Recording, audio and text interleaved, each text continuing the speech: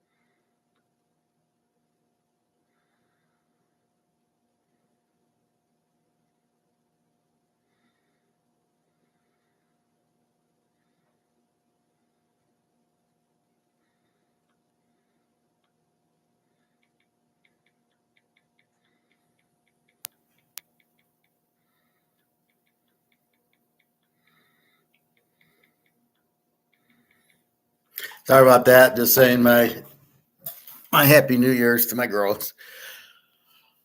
What a day. Hey, Alex. Hey, Greg and John. No, Dallas won. Dallas deserved to win because Detroit's too stupid. But I didn't care. I had 1.5 points, so I was happy either way. But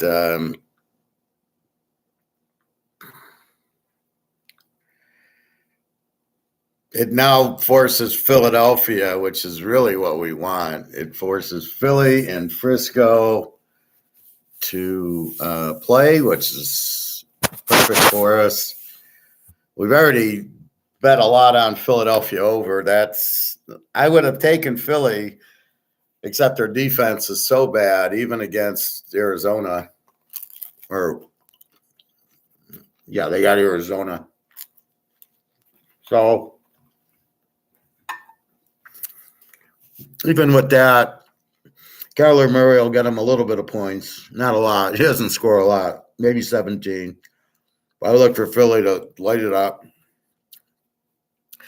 It's a dream. This is what you have to do to win, right? You have to win.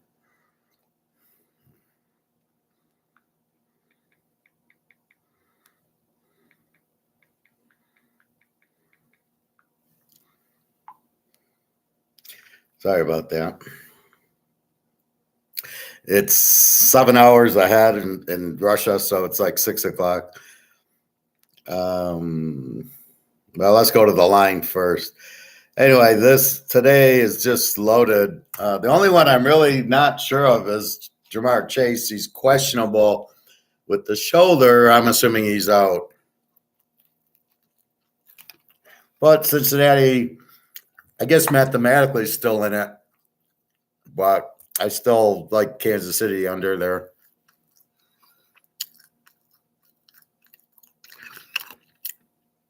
Well, I think that was their statement. I said 40-0. They got a few turnovers to get to 63, but this is my argument. That game should have been a playoff game, and then so should the Oregon Ohio State game. Or as it turns out, the Oregon Missouri game.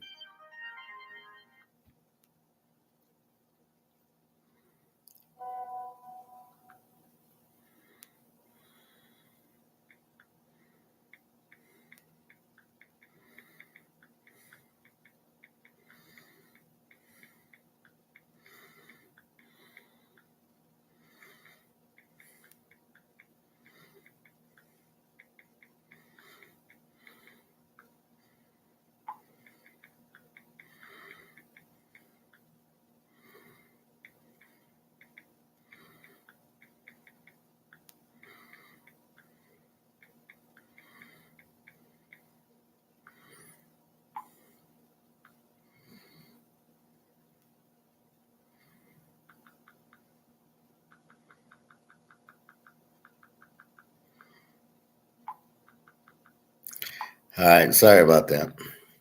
It's New Year's Eve. We're on a festive thing. All right, yeah. Well, that's the thing. Why would they have four teams and then to choose Georgia?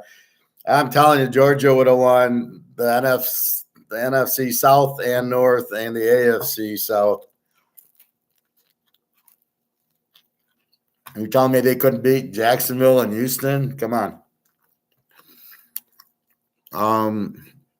So it sets up today. Let's take a look at it. First, we're gonna look at the line. Baltimore 346.5.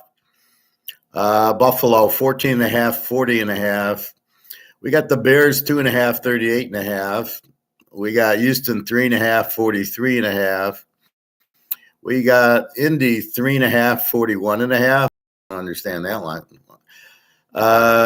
We've got Jacksonville 3.5, 36.5, and CJ Beathard at quarterback. The Rams 6.5, 43.5. I don't understand that line. Philly 12.5, 48. I don't really understand that line. Tampa 2.5, 42.5. I understand that line. Frisco 14, 49.5. Seattle 4.5, 40.5. It seems a little high. You've got Rudolph, and it's a playoff game. KC 6.5, 45.5. I hope Chase isn't playing. Denver 3, 37.5. That's a insane game. You got two backup quarterbacks. I don't know how Denver's going to take not having Russell Wilson. Stupid move. Minnesota 1.5, 43.5. And we've got Cleveland won 37-20, and Dallas wins 2019 and getting 1.5. I loved it when they were going for 2 because I couldn't lose because it's like, what a bunch of, the first time maybe, but after the penalty, are you seriously fucking going at the 7-yard line? I mean, there is overtime. Does he not understand? Maybe he doesn't understand it. He is a stupid coach. Maybe he doesn't understand there's overtime and you kick the extra point and then you're playing well and you go for it. It's not like they couldn't stop Dallas and Dallas is going to run down the field. And even if they kick a field goal, you still have a chance to kick a field goal. I questioned Dallas's defense on the last drive, a soft zone. You're fucking on them the whole game. You give them the soft zone. They just boom, boom, boom. You didn't blitz. You kept putting Micah Parsons on their best lineman, that Powell guy. Why didn't you put him in the middle like you did against Miami? And why didn't you try maybe blitzing? Goff, we know under pressure sucks. He threw that interception. So he had 2 picks. He got the 1 touchdown at the end. A Jared Goff specialty. It was a battle of the inept quarterbacks. Dak Prescott looked horrible, and Goff doesn't show up in big games, and he didn't show up there. There's a reason they only scored 3 points on New England in the Super Bowl. He's not very good. There's a reason the Rams gave up on him for a much older Stafford. Stafford's a much better quarterback. And then what's really hidden here is the Lions did not take Tagovailoa. They had the 3rd pick. They could have drafted him. Now, not that he's that good anyway, but in this offense, he might have been good. He'd certainly be better than Goff. Goff's a choker. This is the part you must understand. In the California-Utah Pac-12 championship game, he throws 5 picks against Utah. That's it. He's a choker. Gets into the playoffs, throws the picks. Gets into the Super Bowl, throws the picks. In a big game, he doesn't show up. So why do you want him as your quarterback? Yeah, he looks good. Well, they can all throw passes. Even Lamar can complete a 10-yard pass. That's never the question. All right. So what's happened? All that's happened is Dallas's win forces Philly to win now. So Dallas and Philly are tied at 11 wins, as are the Niners. So now we play one ball. Philly must win to get the division, which they were going to play anyway because they're trying to get the 1 seed. And the Niners must win to get the 1 seed because they beat Philly. So if it ends in a tie between between Frisco and Philly, Philly gets it. So Philly needs this game, I think. They'll both have 12 wins, and then next week, 13 wins. If they get the Rams, who are really hot, Philly gets, I think, the Giants. So Philly's winning their last 2 games. So Dallas stays alive. I think they get an easy game next week.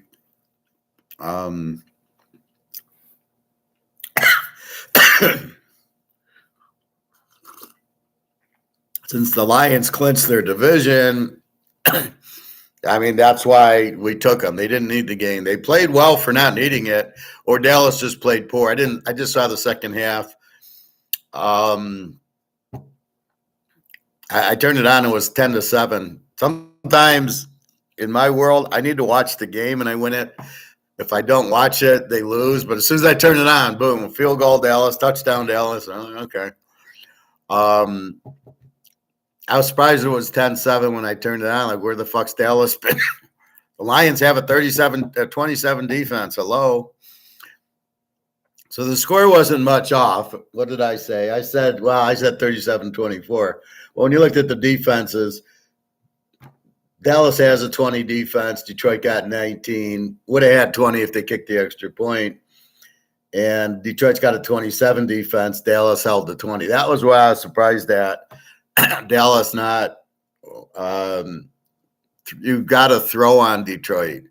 They kept running the stupidest. They ran up the middle for a yard. I'm like, what? What are you kidding me? You get rid of Ezekiel Elliott and you got Pollard, and he runs right into the guys. Like, well, I can't put a move on or take it outside or cut back. No, I got to run right into the wall and gain nothing. This guy's a terrible running back. Dak, I don't know. And the tripping call, of course, they don't show it. I mean, I thought that was the strangest. I've never seen a tripping call on a big, important drive like that in my life.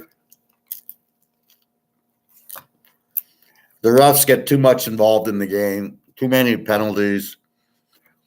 The penalty on the Lions on the 2-point conversion was a wrong penalty. It was a penalty, but you can't have the left tackle covered up by the wide receiver. That made him ineligible. That was the penalty. Did the guys announce that he was in? I would imagine so. I mean, they know that they got to announce themselves when the tackle is going to catch it. Now, the question is, why are you throwing that play instead of my Dave Casper play, which Detroit used earlier in the year? You do understand you can't stop the Dave Casper play. The tight end blocks and then goes diagonally across the field. Nobody covers him. Nobody's looking for him. That's the 2-point conversion play. They want to get exotic hitting the tackle. I mean, Jesus Christ. Really? This is how good you are? You got to throw the tackle? Okay. Enough of that. So Baltimore 346.5. This is for the 1 seed. Miami has Waddle out. Tyreek Hill's okay. Tagliavue's got a hurt thumb. And Mozart, the running back's questionable with a hamstring or an ankle or something. So they've got at least 1 down and 1.5 down. I love this game over, but not without Waddle and not without Mozart. They'll blitz Tagliavue. I think they're going to kill him. So this becomes a Baltimore game at home. No Waddle to worry about. They'll take care of Hill. They're going to blitz the fuck out of Tagliavue, who can't handle a blitz. And Miami with their defense, Miami's got where the hell are they? They got a 23 defense, but against good teams, it's like a 30 defense. Look for Baltimore to win big at home here. And again, I would prefer betting Miami over because they score, but not when you don't have Waddle and Mozart's questionable. Does he even – maybe he gives it a go and that's it. How effective is he going to be? Tagliavue with the thumb. Which hand is it on? Probably his right hand, but who knows? Anyway, so that's a big game for number 1. Buffalo, New England. Buffalo 14.5, 40.5. We've got Buffalo in a must-win, but they don't look that good. I wouldn't lay 14.5. I like 40. I like going over 34. What do we got? Buffalo for we got a 20 defense in Buffalo and a 17 in New England. Let's go through the weather first as I get into these.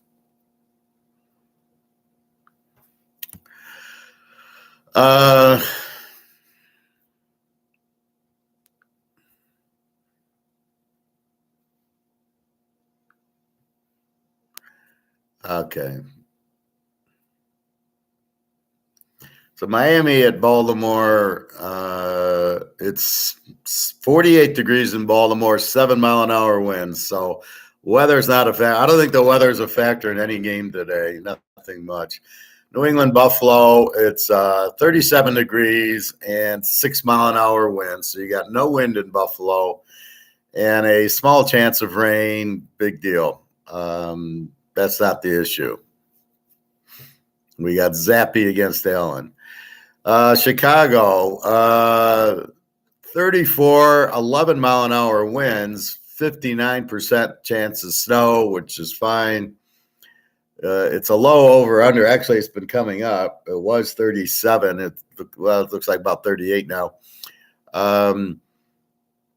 Everybody's healthy. Heineke against Fields. Heineke was iffy. Now he's fine. See, on game day, everybody plays, all the questionable. So the only questionable here for the Bears is Cole Kmet. I bet he plays. St. Brown was questionable. He's fine. Herbert, I don't know who that is. The running back's fine. So that's not a big weather. Tennessee, Houston, Levis and Stroud. Henry's fine. Hopkins fine. Singletary for Houston, Nico Collins. Everybody's fine, and it's in a dome. It's a tough one because Tennessee's out, but they're not going to just roll over for Houston. Oakland and Indy in a dome. O'Connell against Minshew. You don't think Gabriel's better than these guys, huh? Mr. Alex thinks Gabriel's not a pro.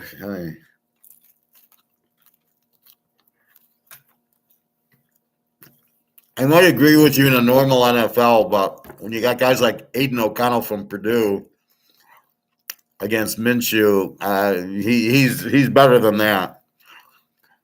The question is, Josh Jacobs is doubtful, so he's out. Devontae Adams is playing, and Myers, Pittman, questionable for Indy, Minshew and Taylor.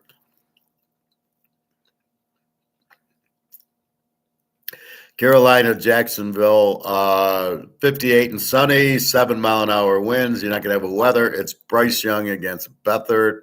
Lawrence is out. Etning's playing. Carolina, what can I say? I don't know if they'd win a game in the SEC. I really don't. I don't know who they could beat. They couldn't beat Missouri, couldn't beat Georgia, couldn't beat Alabama, couldn't beat Auburn, I don't think. Well, maybe Auburn. The Rams and the Giants, Stafford against Tyrod Taylor. Barkley's fine. Williams is the stud running back for the Rams. He's changed the team because he power runs.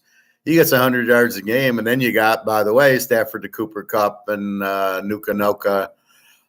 David Robinson is coming from the San Antonio Spurs. He's going to play some wide receiver today. We've got 43 and 11-mile-an-hour winds in New York. Not too bad. Although you got to be careful in New York. They do open the door on field goals, so the wind blows the ball away. I love that one. Arizona, Philly. Kyler Murray's listed as questionable, but he's fine. They said he's probable. So depends where you look. Otherwise, they're fine, whoever they are. And against Philly is totally fine. Hurt, Swift, Brown, Smith, and Julio Jones is actually playing in a game. I can't believe it. 44 and sunny and a 9-mile-an-hour wind, so there won't be weather in Philly, which is good because we like the game over. New Orleans and Tampa. In Tampa, Bobby, you going to go? Are you at the game? Where's Bobby? Carr against Mayfield. Kamara. is questionable. Olavi was questionable. Is playing. Kamara's probably got the flu, and he's fine. Evans and Godwin are playing are playing. So this is a playoff game. Although I need Kamara to bet New Orleans. That's the only thing. It's sunny and 6-mile-an-hour winds in Tampa. The Niners, Washington, Brock Purdy, McCaffrey, Samuel, Ayuk, Roddy Bell, Kittle, everybody's playing. This is for number 1 seed against Thurston Howell III is going to be back in for he's taking it back from where's that? Where's the Niners? From Brissett. So Brissett has a hamstring. Howell's back in. So 2% chance of rain. It's 48 and sunny, pretty much 7-mile-an-hour winds. So the whole East Coast, where it could fuck us up today, is fine. I mean, the Philly over Frisco, all these games that the Rams that could be a problem are fine. I just don't like the Frisco and the Giant game where it's 1 o'clock and these are West Coast teams. Pitt and Seattle, 48 and sunny, 2-mile-an-hour wind in Seattle. Last week was all rain. Rudolph going against Geno Smith. Kenneth Walker and DK Metcalf are questionable. It's funny how they're fine one day and then they're questionable the next. Like, dude, they didn't play. They had a practice, So that makes me like Pitt. Pitt, this is a playoff game, and if Walker and Metcalf are questionable, I'm sure they'll play. But Rudolph, now, who knows? He looked good against Cincinnati. Why isn't he the starter? I don't know. Let's see what he does against Seattle. He should light up Seattle because Seattle doesn't have a good defense. San Diego and Denver, AFC West. He got Stick against Stidham. What the fuck is this? Stick against Stidham. Are you serious? Eckler's playing. Johnson from TCU. Whatchamacallit is out. Keenan Allen is out. Jerry Jeudy and Mims for Denver are questionable. So what do we got? We got in Denver 44 6-mile-an-hour winds. Again, it's amazing that all the cold weather places are in the 40s. Here it's in the 50s. Looks a little colder today. We had a little bit of snow last night, but I haven't been out yet. And Cincinnati, KC. Now this is critical. KC really needs the game to lock up their division because if Oakland wins and KC loses, they got a 1-game lead and Oakland just beat them. Browning against Mahomes. I wish Burrow was playing. I'd love to have bet Burrow in 7 points.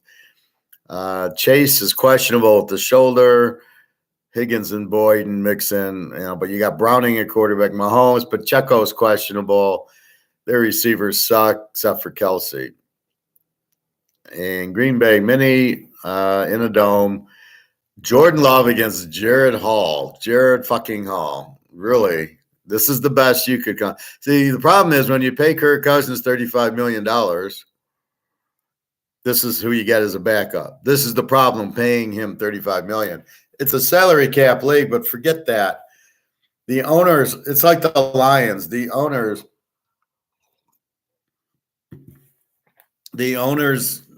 don't care about winning. It's like the Pistons, right? They've lost, 45 games in a row?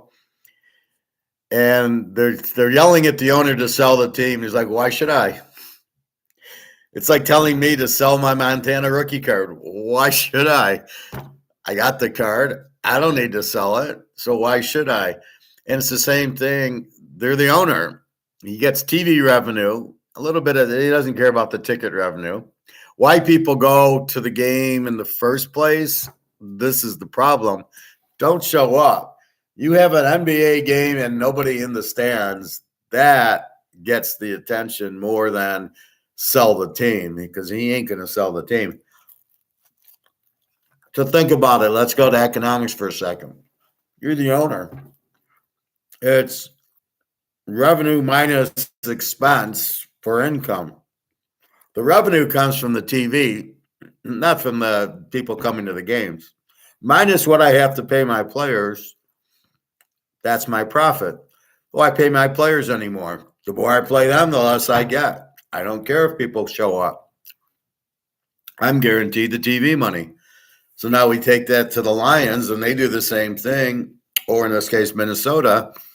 Why should I pay, I don't know why they pay Cousins $30 million, but then I'm not going to pay for anybody else because that's money out of my pocket. So I want to be good enough to get crowd, but I get all my money from TV minus the expense. So I don't want to spend on the players. That's why New England was always like that. They underpaid Brady, and then anytime like a Seymour, they'd cut Seymour because he wanted all pro money, or they cut my guy from Miami. They wanted more money. He said, no, I'll just get another guy in here. So that's what they do. They get these guys in so they don't want to pay. So they pay the one guy, the quarterback, for some reason. Why the Giants paid Daniel Jones 30 or 40 million, they got to be out of their minds. And why Baltimore paid Lamar 40 million, they got to be out of their minds. And guaranteed. This is pro football. You don't guarantee shit. So this is why you get Jared Hall, because the Minnesota owner says, fuck it, I don't want to pay. That's money out of my pocket. So you get Jared Hall and Jordan Love. I'm sure Jordan Love's cheap. And I wouldn't pay Jordan Love $1 million. The guy's terrible. Anyway, enough with economics. So it's a dome stadium. It's a playoff game, I guess. The chances that I'm getting there, because Green Bay have 7 wins and LA and Seattle have 8, then it makes it much different. It makes it much harder for Green Bay to win next week.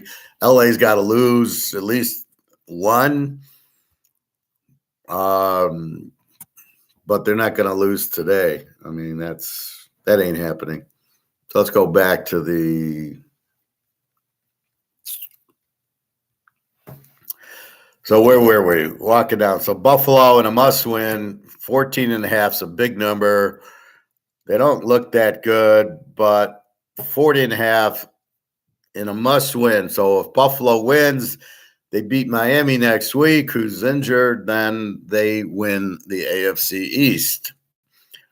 They're not very good this year, but Miami's overrated. So it doesn't matter. Neither of them can beat Baltimore, but I like the over because it's only 40.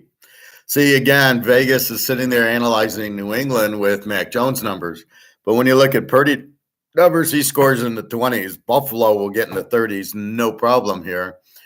So this is a 50-point game, and I got to lay 34. Yeah, all day.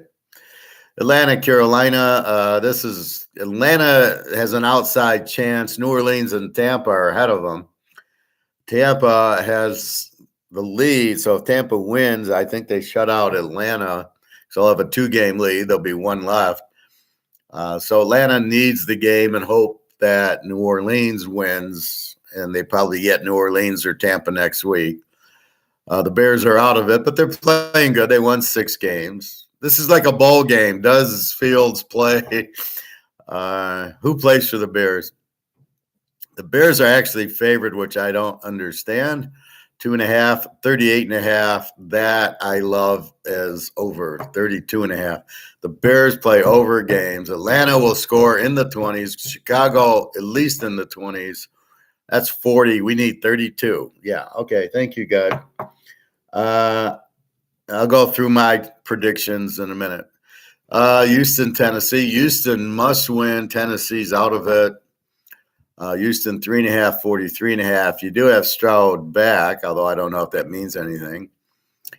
I don't know. Do we take Tennessee and the 9.5 or not? This is a very gray game for me.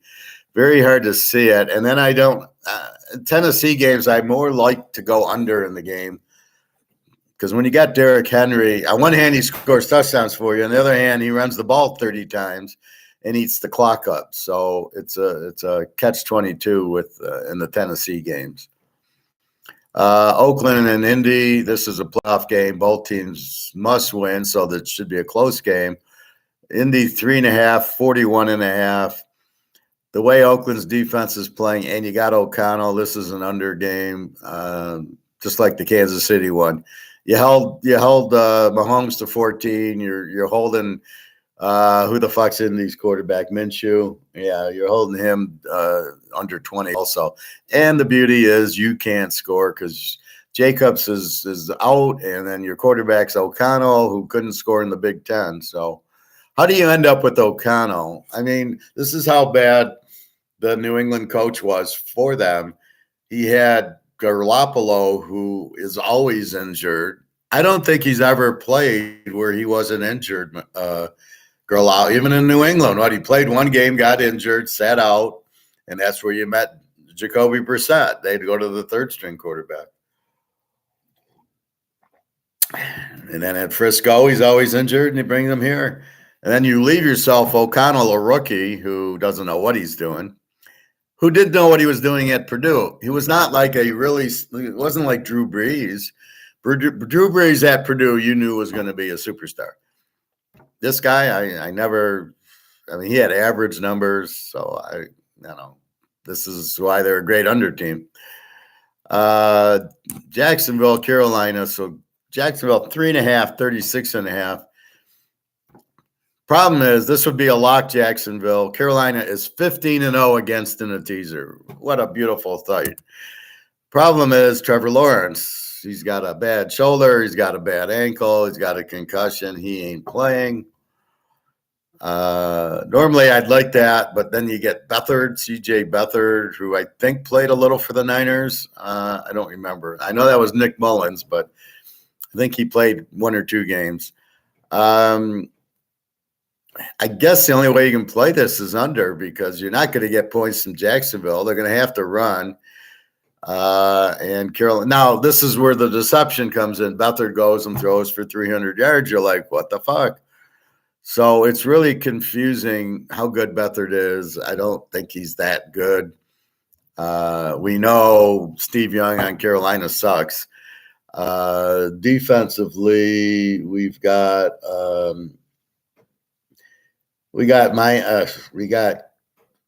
Carolina with the 24 defense and Jacksonville with the 24 defense. So it's not like we got killer defenses, right? We don't have Baltimore defense. So it makes it hard to go under because even these backups will score a little bit. So what do I got in this game? 17-13. I mean, I don't know. This is a tough one. Without whatchamacallit, Lawrence, the play is Lawrence even, and that's a lock because Carolina's 15-0 against Jacksonville. This is a must-win game for Jacksonville. So it makes it the coach will choke. He'll get conservative and probably a low-scoring game. This is a game I wouldn't touch without Lawrence. I wouldn't touch it with the 10th football. I can't bet on Beathard, a third-string quarterback. That's like preseason. The Rams and the Giants. Rams 6.5. This spread should be 10 at least. 43.5. I love the Rams here.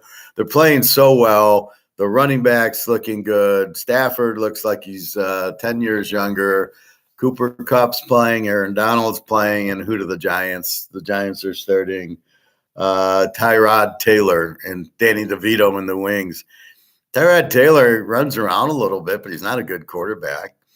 Their defense, here's a 25 defense for the Giants and a 22 for the Rams and Aaron Donald. So there's no way. This is a must-win game for the Rams.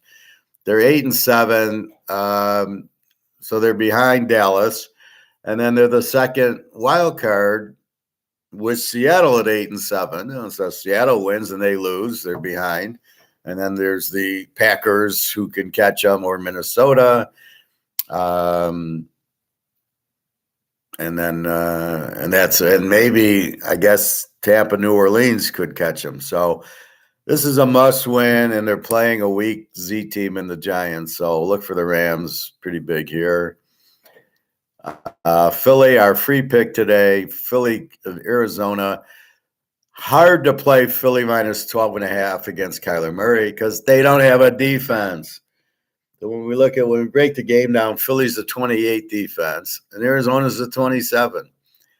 The over is only 48. This over should be 55 to 60. I mean, you've got to be kidding me.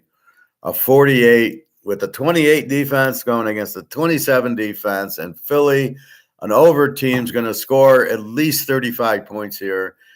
Arizona, what do they get?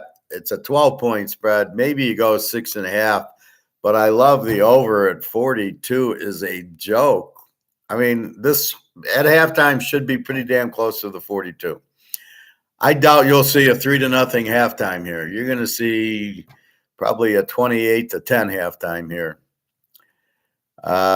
So just jump on it over. Philly must win to get the 1 seed or to win their division now. So with Dallas winning now forces Philly to win, which is what we want. But Philly doesn't have the defense to do anything. And they got Matt Patricia, the worst coach in the history of coaching. Unbelievable. Well, you haven't learned the Tampa coaches suck. We haven't learned that yet. How many, 35 of them have gone out and all of them suck? Tampa Bay, 2.5, 42.5. This is a playoff game. This is for their division against the Saints. Kamara's questionable. He's playing. I guarantee you Kamara plays. You've got Carr against Mayfield. Very even game here. Carr's getting more used to the coach. He's getting more used to the receivers. He hits Olave a lot. He was the critical one. Kamara, it's a nice safety belt. And they're a pretty good defense. They got 21 defense and 22 defense. So this should be a very close, low-scoring game. Over under 42. I think you take New Orleans an 8.5. I think as a playoff game, you tease the dog when you got two teams like this. 49ers in Washington, 49ers must win for the 1 seed. They want to lock it up. They're laying 14, 49.5. It's a big number to lay 14. Brissett was there. He's gone. He's injured. He got a hamstring. So we're back with Thurston Howell III. The 49ers will score in the 40s here. I think you can lay 14, but you're still laying 8, and it's still the NFL or 49. I took the safe route. I went over the 49. I got 40 to 14. Laying 8's probably just as good, but I think at the time I thought, well, Brissett will score a little. Oh, he's going to have trouble scoring against the Niners. We all know that. But I think the Niners light it up. So I'm hoping they don't win 40-0, that Washington does score. Again, that was made with Brissett at quarterback. So it should be all Niners. And they have a tendency to really light it up because they keep handing it to McCaffrey. They can't stop him. Boom, boom, boom. And the nice thing here, as I said, is we don't have weather to worry about. There's no weather in Washington, Philly, New York Giants. Denver, Kansas City. It's a beautiful weekend, New Year's Eve weekend. Seattle, 4.5, 40.5. Probably should be 3. I'm curious why 4.5. You've got whatchamacallit for Pittsburgh. We're going back with Rudolph. Geno Smith doesn't impress me. You got some injuries to Pittsburgh. You've got Walker the third injured, and Metcalf's now questionable, although I'm sure that's nothing. I think this is a dog. Pitt needs the game, and they blew out Cincinnati last week with Rudolph. So I think Rudolph, against Seattle, he should have a good game. Seattle with the 28 defense, Pitt with an 18. So I like Pitt here versus a total just because of the weak defense of Seattle.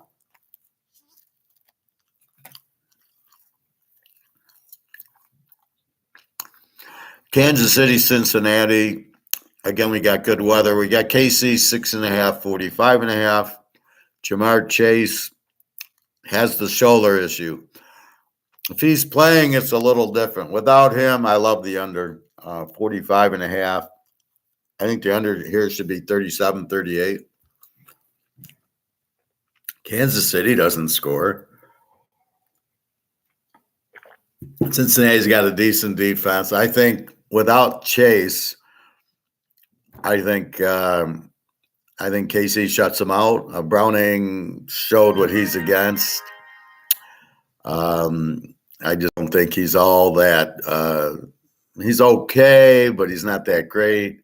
Not against Kansas City. They just have a very strong defense. So look for them to just play a strong defense. I got KC 20-6 here. I just think it'll be Kansas City has trouble scoring, but a great defense. So it's a perfect under team now. And it's hard to believe with Mahomes, they can't score. They only got 14 on Oakland. The problem is they gave Oakland 14. If they didn't have the two stupid turnovers, I don't know what they did on the handoff, and then he throws a pick six. Like, really? So I didn't, Oakland's got a much better defense than Cincinnati, but Cincy's defense isn't bad. It's a 24-25. San Diego, Denver. I have no idea. This is Denver with a slight chance for the playoffs. 3-37.5. No Russell Wilson. So now you're dealing with Stidman. I mean, he was out okay in Arizona. San Diego. I mean, they're using stick. They played good against Buffalo, but that shows you that Buffalo is not that strong. That's why I don't want to lay 14 with Buffalo. They're not that strong to let stick light them up, right? So I don't know what I think in this game. Keenan Allen's out. Herbert's out. Bosa's out. It's hard to bet stick. But Denver with Stidham makes them a weak favorite. It's hard to bet Denver to win with Stidham. We love Sean Payton, but we don't know what to do with this. This is probably a field goal game. I think you take San Diego 9. I don't even know totals what to do. Neither team's got the real killer defense. Well, they both got 22 defenses. So it's a low total to go under on, under 43. It's a little bit too low for that. Maybe you actually go over 31. That seems doable, but really I have no interest in this game. And then the Sunday night game. So yesterday was actually Monday Night Football. Okay. And then today, because Monday is New Year's Day, and they're going to show you the Alabama whooping of Michigan. Minnesota 1.5, 43.5. I like Green Bay. I do not want to bet a team with Hall as the quarterback versus Love. Both quarterbacks suck. Love's a little bit better, not a lot. Hall, I don't know. You got Jefferson playing, so you got to give Minnesota a chance with Jefferson. I'm surprised Mullins isn't playing. He threw 400. See, Minnesota throws for 400 yards on the Lions, and what does Dallas do? They throw for 300, but they can't score because Prescott, how many picks did he throw? 2 yesterday? Goff threw 2. Dak threw 2. I know he had at least 1. I just think this is a playoff game. I just think you take the dog if you want to trust Jordan Love. Very inconsistent. It's a really good game, and then shits the pot against the Giants. I think he shit the pot last week.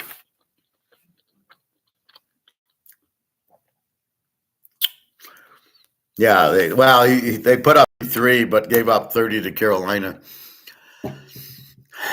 I don't know what you do here. This would have been, if you would have had Mullins against Love, I would have went over on the game. Minnie's got an 18 defense, Green Bay at 24. So Minnie's defense is better, although where was it against the Lions? The Lions are a very confusing team. They play good against the bad teams and get blown out by the good teams. So yesterday was very confusing. Or maybe Dallas wasn't a very good team. They beat a lot of New York Giants, Washington, and Carolina games. That's 5 wins they had against shit teams.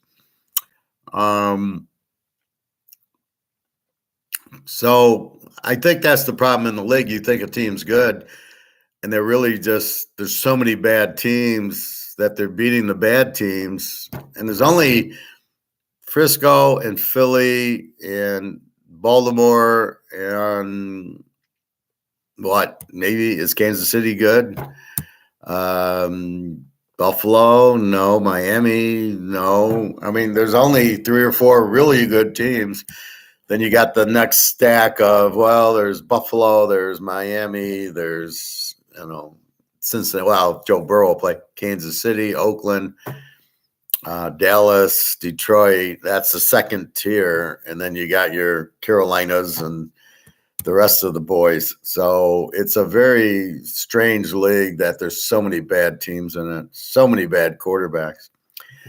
I don't know. I think I take Green Bay in 7.5 because I love over Hall. That's it. So let's go to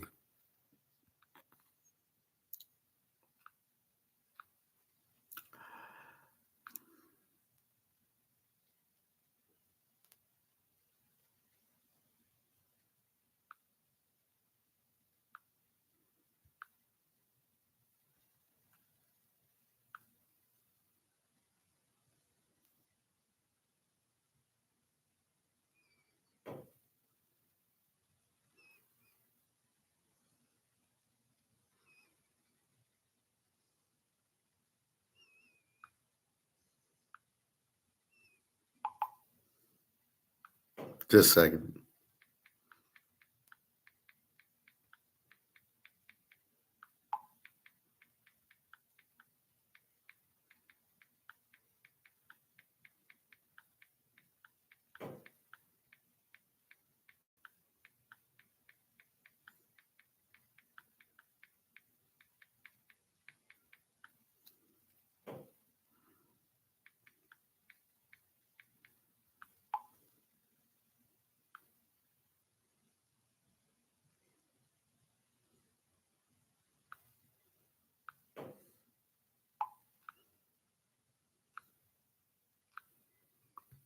All right, getting some New Year's Eve. The gals in Europe, it's 7 hours, so it's already 7 o'clock at night. So they're getting ready for 12 o'clock. Greg and John. Yeah, okay. Buffalo is a good bet. It's good to bet. Why is Buffalo good to bet? We won't get into that. All right, here's my predictions. So I had 37-24 Dallas. They win, but the 24 is pretty good. The 37, McCarthy had his head up his ass. I got Buffalo 31-13 against New England, a 20 defense against a 17 defense. New England with Zappy should score a little. Buffalo at home, must win, knowing Buffalo's got to play Baltimore, and then they can win the division with the win next week. Atlanta, Chicago. I got Chicago 24-20. Again, loving the over in the game. The Bears are over. They always go over. No weather to worry about. 20 defense against an 18 defense, but I'm not worried about that. Oakland, Indy. I got Oakland 17-13. Oakland with a 16 defense, Indy with a 22 defense. Just look for Oakland to shut them down. Over under a 43, and that's just way. This is a 37 over under, not a 43. So we're getting a double teaser there. LA and the Giants, LA 31-16. Stafford against DeVito, Taylor, Sims, whoever they want. Phil Sims will come out and play. It doesn't matter. LA all the way here. They are playing very well. Stafford, Kupp, and the running back, and Donald, and who do the Giants have? Oh, yeah, they got Barkley. Who's their quarterback? Tyrod fucking Taylor from Virginia Tech. Okay. 22 defense for the Rams, 25 for the Giants, which helps. It's a 25 defense, so we will have no problem. We're going up and down the field, and it's a must-win game. Philly 42-17 is the free play today. Go over. Their defense is so bad that it's really hard to lay 12 points, 6 points. Doable, but I know they're going to score a ton on the 27 defense of Arizona. But because they have a 28 defense, they're not going to be able to hold Kyler Murray either. So I do believe Philly gets in the 40s, and the total is 48 down to 42. I do believe Philly gets us the win by themselves, but Arizona could be a little pesky in the game. We'll see. New Orleans, Tampa. I got Tampa 24-23, 21 defense against the 23 defense. Carr against Mayfield. Frisco, Washington. I got Frisco 40-14, 20 defense for Frisco, 35 defense for Washington. Why I'm not playing Frisco -8, I have no idea. I thought Brissett would score a little bit more. With Howell, I certainly like Frisco -8 as well as the over in the game. Frisco has a way. They keep giving the ball to McCaffrey to keep scoring. Then he hits Deebo Samuel and he runs across the middle and scores. And Washington, I figure, will get some points, but I only need 42, 43. So again, I would love Frisco lower, and I probably should have betted at 12, but I didn't know Brissett was out. So if I knew Brissett was out and it was 12, I would lay 6. Laying 8, I hate doing it in the pros. Washington can score once in a blue moon. I don't think they'll score much here. Jacksonville, Carolina, 17-13, Jacksonville. Beathard against Steve Young. Two pathetic quarterbacks, 25 defense for Jacksonville, 23 for Carolina. And that's what's going to hurt Jacksonville in the playoffs, the 25 defense, if they make it. I think the best chance today is going to be Houston. I think Indy loses to Oakland. And Jacksonville is the best of the 3 to win because they got Carolina. But I don't know. You got Beathard. Miami against Baltimore, 34-16 Baltimore, 23 defense in Miami, and Baltimore with a 20 defense. Over under 46. I love the over if we got Waddle and Mozart playing. Waddle's out, Mozart's questionable. All they got's Hill. Baltimore will take care of Hill. Baltimore will blitz Tagliabue. He's going to throw 3 interceptions, and he's not going to have a good day because he can't handle the blitz. And Baltimore blitzes like they did against the Niners last week. I love seeing that. A team that actually blitzes. And they really weren't even blitzing. They were just the backup left tackle for Frisco was so bad that Clowney looked like he was back in South Carolina. By the way, the Niners tackle is playing today, Williams. I didn't realize he was the guy from Oklahoma, but yeah, he's a good left tackle, of course. But he's back to playing against Washington. Although how long with the groin, I don't know. But you've got in this one, Baltimore will apply a lot of pressure to Tagliabue, so I don't want to play the over without Waddle and with Mozart maybe playing. So it's only Tyreek Hill, and Tagliabue's got a left thumb injury, so I don't think he'll finish the game. So I like Baltimore here. I'm getting 3 points. Thank you, God. 34-16. This is for the number 1 seed. Houston, Tennessee. I got Houston 20-17. Both teams with the 24 defense. However, it's Levis against Stroud, so not much quarterback play. Pitt and Seattle. I got Seattle 24-23. Pitt with the 18 defense and Seattle with the 28. Pitt's defense shows up sometimes. Seattle will score on them with Smith and Lockett and those guys. They will score, but I think this is a playoff game, very tight. Denver, San Diego. I got Denver 17-16. Stick against Stidham. My God. KC, Cincy. I got KC 20-6.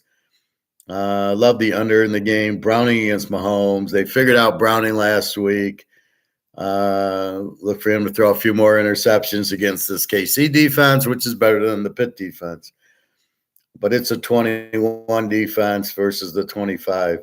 And then Green Bay, Minnesota, I get Green Bay 24-23. Love against Hall. That's why. A Mini with the 18 defense, Green Bay with the 24 defense.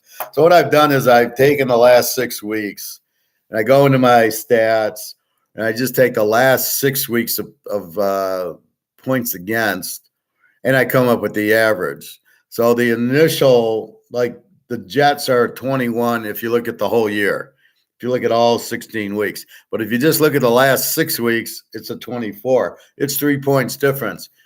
And it gives you a better understanding of a team. Like the Lions are 24 for the year, but they're 27. So you take out that Carolina and Atlanta games, the sixes, and you replace it by the last 6, the Bears putting up 28 on them, and Green Bay putting up 30 on them, and then you get, oh, they're really a 27 defense. That's what mystifies me with Dallas. Where's Dallas's offense? They should have ripped the shreds out of Detroit's secondary, and they did with CeeDee Lamb, but where's the other receivers? Cook's got a nice pass I saw.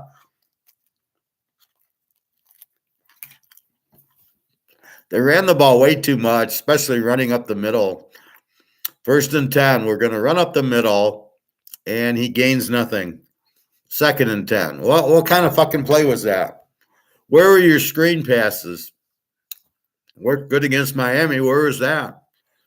Where was your, where's more of the crossing patterns? Detroit can't. Their defense sucks. So they turned it into a running game. Terrible coaching, terrible play calling. And let the 27 defense hang in there, which is what I'm mystified at is the Bears put up 28 on them twice, and Green Bay 30 on them, and New Orleans 28, and Dallas at home in a must-win after 2 losses, and they win 20-19 and should have lost. At worst, it should have been 20-20. Or Detroit would have ran the Dave Casper play. They would have won 21-20. It's insane how bad the coaching is on Dallas. And you got Dak Prescott. He's not good at all. They did cover.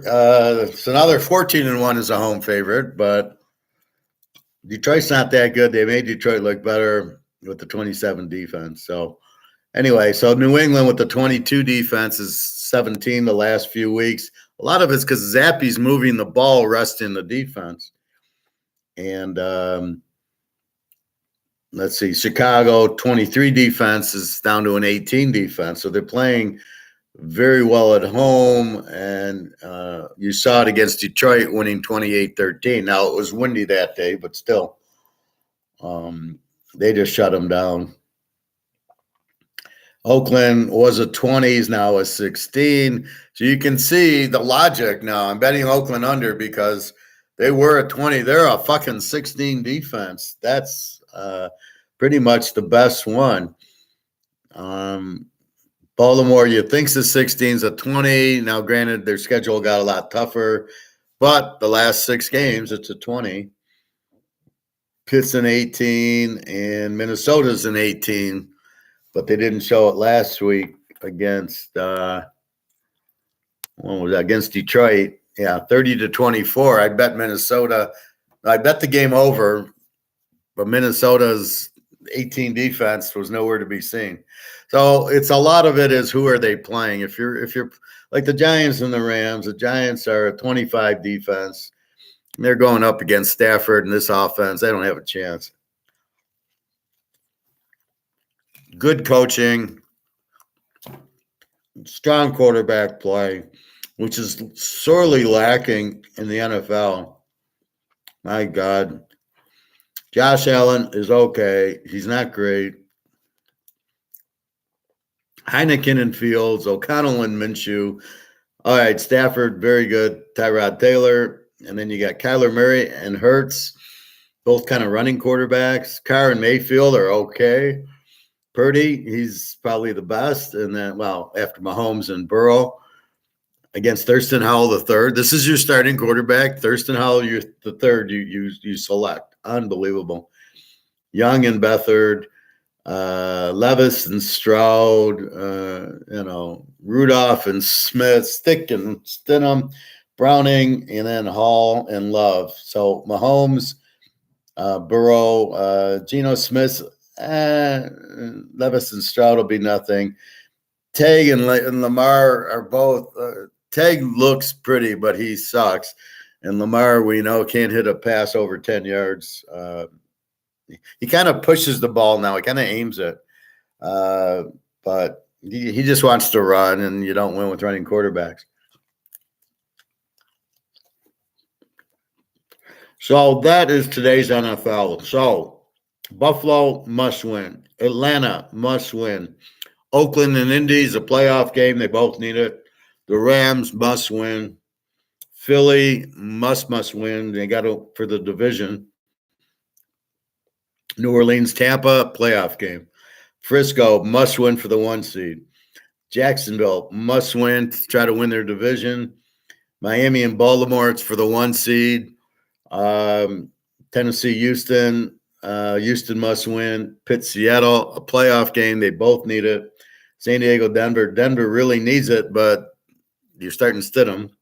Cincinnati, KC. KC needs to clinch their division. Cincinnati is, losing to Pittsburgh didn't help them last week. So they maybe, I don't even know if they're in it mathematically, maybe, but I think if Pitt wins, they're out. And then Green Bay, Minnesota is a long shot. Everybody's got to lose, and they got to win both. So it's kind of a playoff game, but when 7 and 8 teams are in the playoff games, it's not much of a playoff game.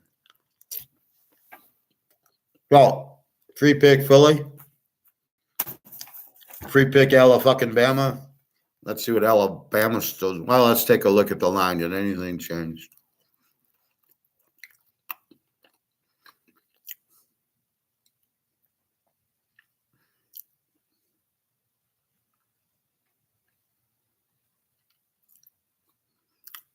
I'm curious on the Cincinnati game.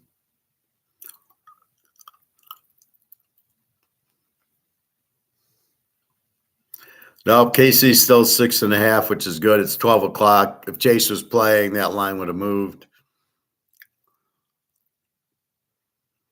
And in college, all I care about is Alabama and Washington tomorrow.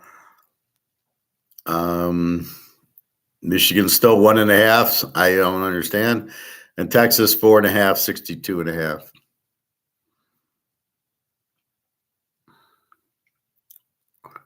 Let's see. Do we have an update on anything?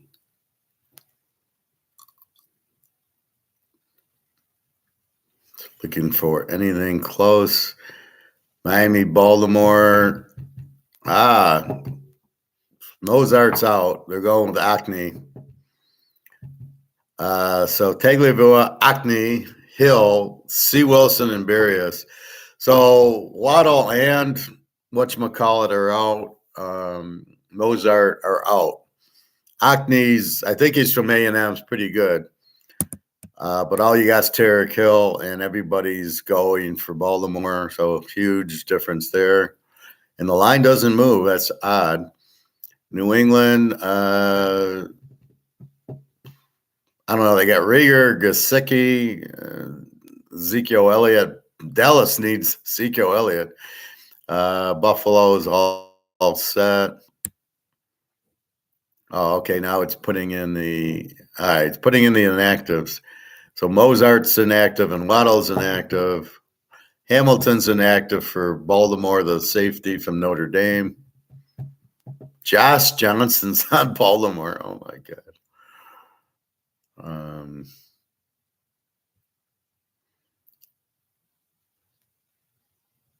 Von Miller's inactive for Buffalo. He hasn't played anyway.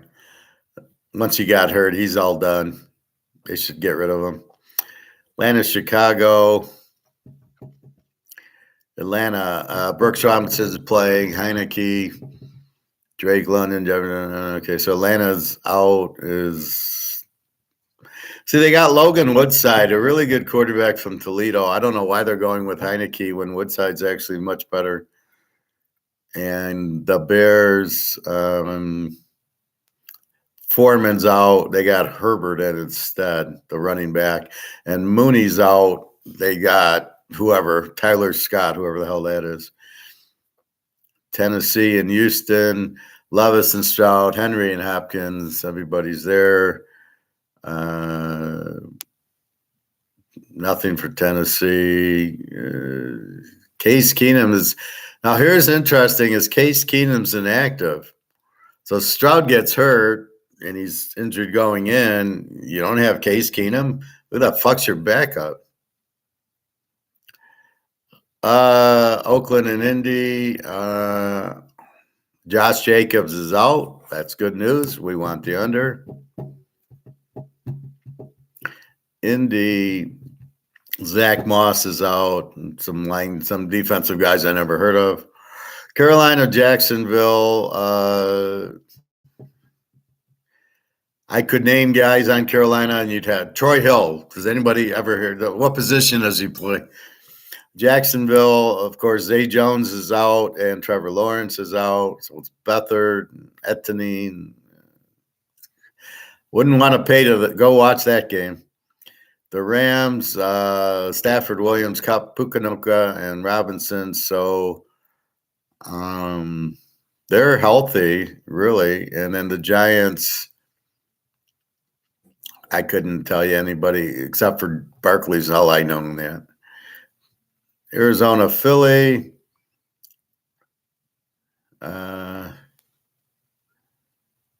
Darius Slay's the only note on Philly. Otherwise, their offense is healthy. Arizona, Murray is playing. That's good. Wilson, Moore, Dortch. Nothing going on there. New Orleans and Tampa. Kamara is playing. Thank God. Olave. So now I would bet New Orleans as a live dog with Kamara and Olave. And I knew Kamara would play. Jake Hayner's, well, Carr's pretty good, but Hayner's good. I like to see him get some playing time. Mayfield, White, Evans, Godwin.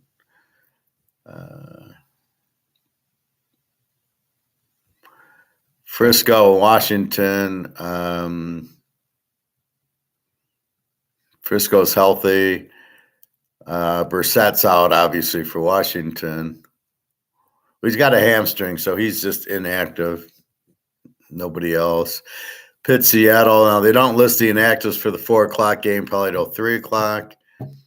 Walker and Metcalf are still questionable. Everybody's a go for Pitt. San Diego, Denver.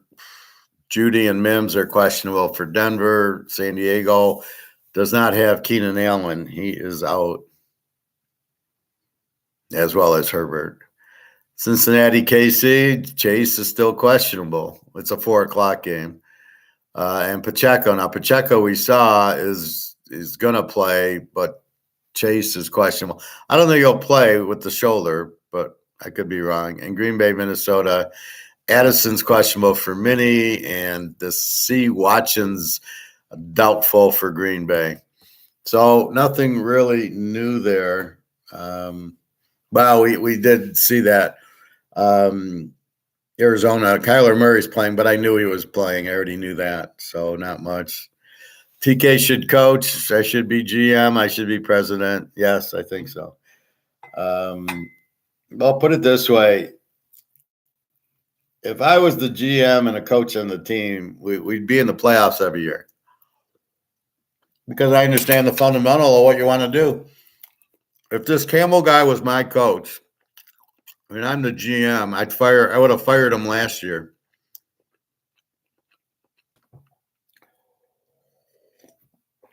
I don't want an idiot costing me a game by going for 2 at the 7-yard line.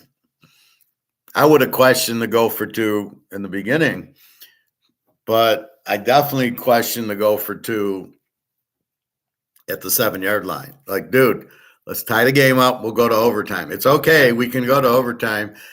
They got Dak Prescott. He's going to give us an interception. Unbelievable. So I'd fire a coach like that. That San Diego coach would have been fired when he did that against Minnesota. They got the ball at their own 20 with a 4-point lead. I think it's 28-24, and it's fourth and 1 or 2 at my own 25, and he goes for it instead of punting the ball. You're fired. Why did they? And then they wait 7 or 8 weeks. You don't understand. You've lost the team then. The team has no confidence that you know how to coach when you do that shit. Also, it's demoralizing when you don't get it. It's like a turnover, which is not being discussed. Everybody, oh, you should go for it. Well, what? I'm going to get it 10% of the time? It's not good to go for it like you think it's 98% of the time we're going to get there. You're at most 50, but when it's in the situational, you're not going to get it. The Lions getting the 2-point conversion, they got it the first time because who's going to guard the tackle when he's ineligible? So they know he's ineligible. And then you get the next two. They didn't. One was an interception, and one was an incompletion. You weren't going to get the 2-pointer, and they weren't from the 2-yard line. They were the 7 and the 3.5. So, what's he doing? I mean, you're trying to win the game, not go for 2 or go for 4th downs. So the coach has to be something. The coach has to understand, if I don't make a 4th down, it's a turnover. It's going to demoralize my team and motivate the other team. If you don't understand that concept, which they don't seem to understand, then they're terrible. They don't know how to coach. Because if you knew how to coach, you would punt the ball and get field position. And the first thing my team would have, my quarterback would be Hartman, and then I would get the Georgia defense. That's how you win. You must have a good defense.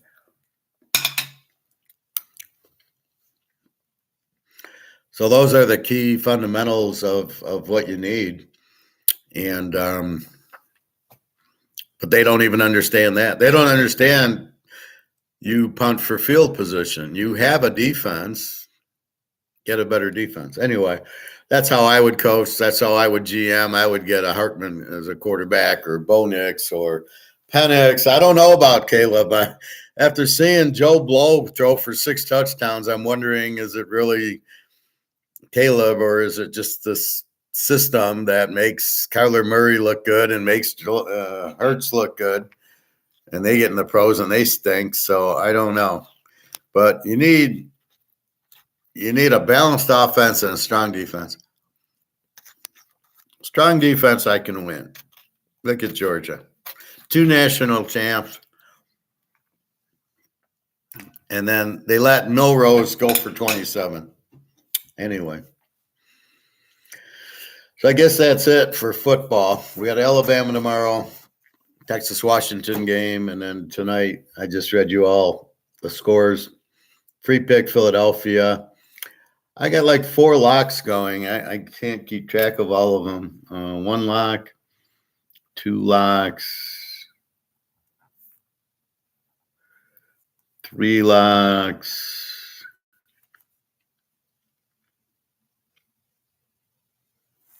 4. I got 4 locks going today.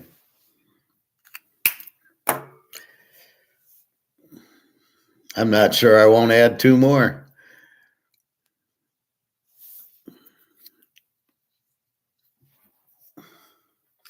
Anyway, that's what you're looking for. So now it's must-win time. And then you got week 18. Now you'll get rid of like the Green Bay, Minnesota 7 and 8s. You'll start getting rid of those, because if the Rams, when they get to 9, then it starts eliminating these other ones. Seattle's in a tough spot. They must win. They're 8 and 7. They're the last wild card. with the Rams and Dallas.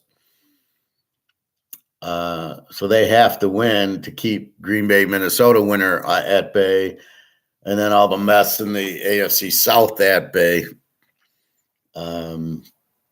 Tampa is the leader there. They will go in winning the division, and that's it. You've got such bad quarterbacks. I was not impressed with Prescott at all yesterday. How that game was 10-7 in the third quarter is a testament how bad Prescott is. That's what are you kidding me? I mean, this is the Lions 27 defense. No wonder 49ers beat them 52-0.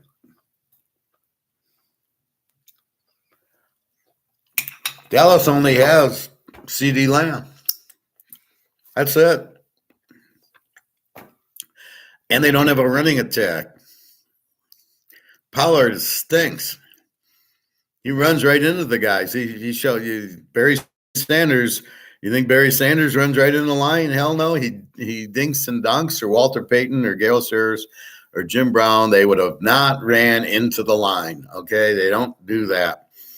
And that's the problem with Pollard. He just runs with his eyes closed. He gets the ball, he closes his eyes, runs ahead. So Dallas has a big problem. They have a quarterback problem. They have a running back problem. They have a receiver problem.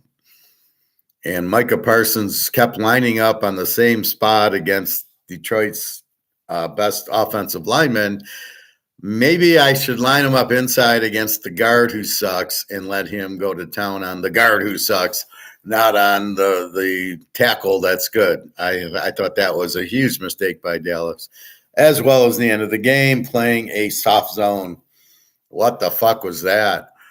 You blitz. Where was the blitz? Why don't they blitz? I don't understand. What are you worried about? They're going to score on you? Well, guess what? The way you're playing, 4 plays later, they scored on you. If you blitz, there's no timeouts. If you blitz, he's going to either throw it away, throw the interception, or just get sacked. Either way, you win. What the fuck are you doing? Unbelievable. Anyway, that's a good team. That's why we like Alabama. Michigan won't be able to defend Milrose. Good balanced offense, and look for Michigan not be able to do anything on offense.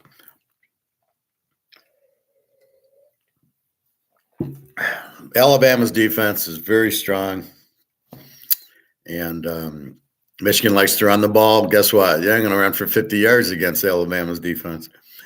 And McCarthy stinks.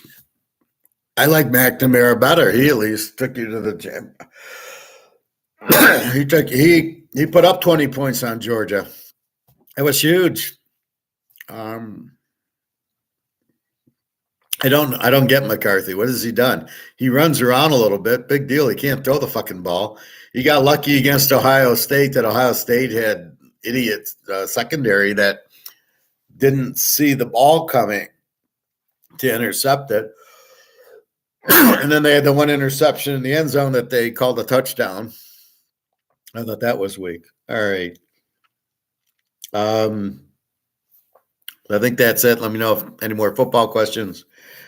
I'll review it at about 1:45. Any line changes. So I'm at the grocery store yesterday, and I had this stoic incident yesterday.